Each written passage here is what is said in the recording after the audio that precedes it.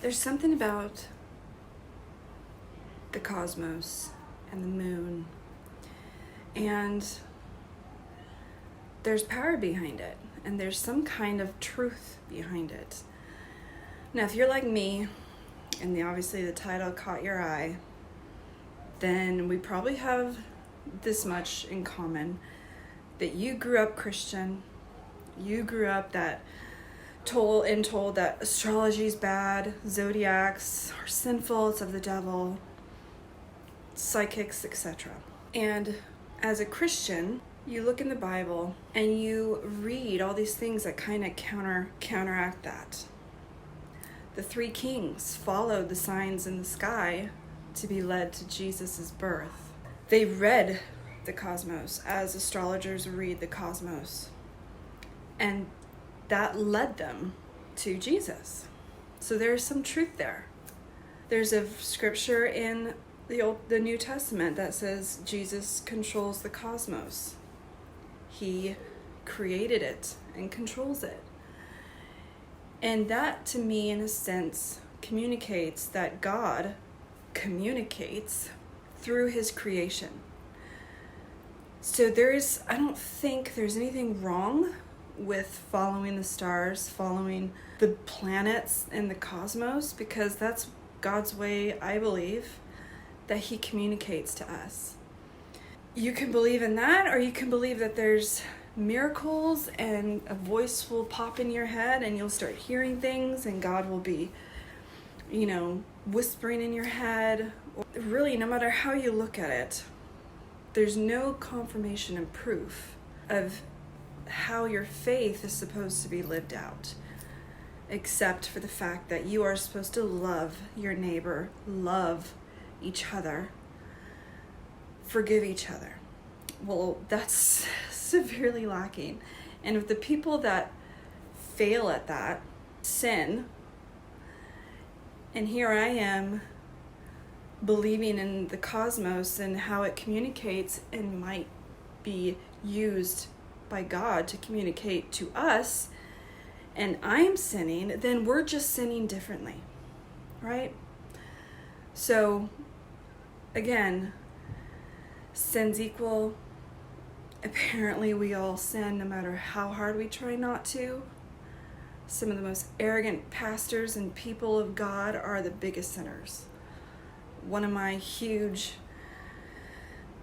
inspiration when it came to scripture and growing up and learning was Ravi Zacharias, and he turned out to be someone I didn't think he was.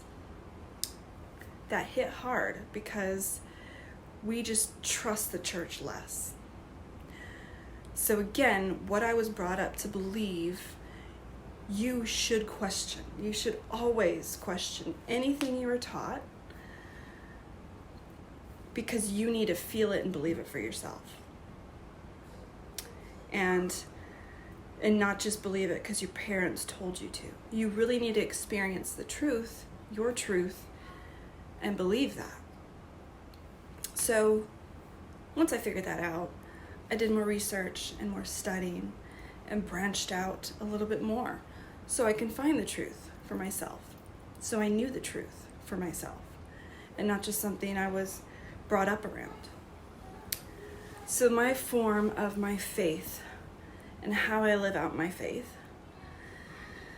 is loving people. I think that is very important. You don't judge. No racism. No, I'm holier than thou. No, none of that. You're supposed to love everyone. So that is something I try to do. And my way of seeking God is reading the Bible and also reading astrology and how the earth's shifting and how the moon is shifting and how the planets are shifting. God created all this. And it's amazing. And there's so many profound things that happen, so much energy. And it was all created for a purpose. And it was all created by God, as Christians believe. And he just doesn't do things frivolously for no reason. Especially at this magnitude of planets in the cosmos. So something that's come on is the eclipse. A lot of information is out there from those that I follow, huge fan of. Again, I look back in my life to see if there's some truth to it that, did this really happen in my life? If astrology says this is typically what happens when the planets are aligned in such a way, did I feel some of that? And I always come back to yes. Throughout the years, it's always impressed me that there was something to this. And it couldn't be just a magnitude of demon-possessed people. No. Not when you take into the three kings and all these other scripture where it talks about the cosmos. There is some truth to it. Now, I don't care if you don't agree. That's why there's tons of different denominations, because we don't all agree. The eclipse that are happening at this time is happening in the same place that it happened back in 2011, 2012. And it shifts in the same way, in the same house. And I think back about what happened at that time, and huge, major destiny shifts. When eclipses happen, it's huge. There's things that will die, there's revelations. Many people are afraid of eclipses, but it's not all really that bad. I look at it as your life is changing towards its destiny, and if you're not supposed to have something in your life, that something is going to be taken from you, and your life's going to shift. Now, that doesn't always have to be a bad thing, but sometimes it is a thing you mourn. For me, in 2011 and 12, I went through a horrible divorce. My life shifted in a major way towards my destiny, and it was hard, it was painful, it was intense, as eclipses are.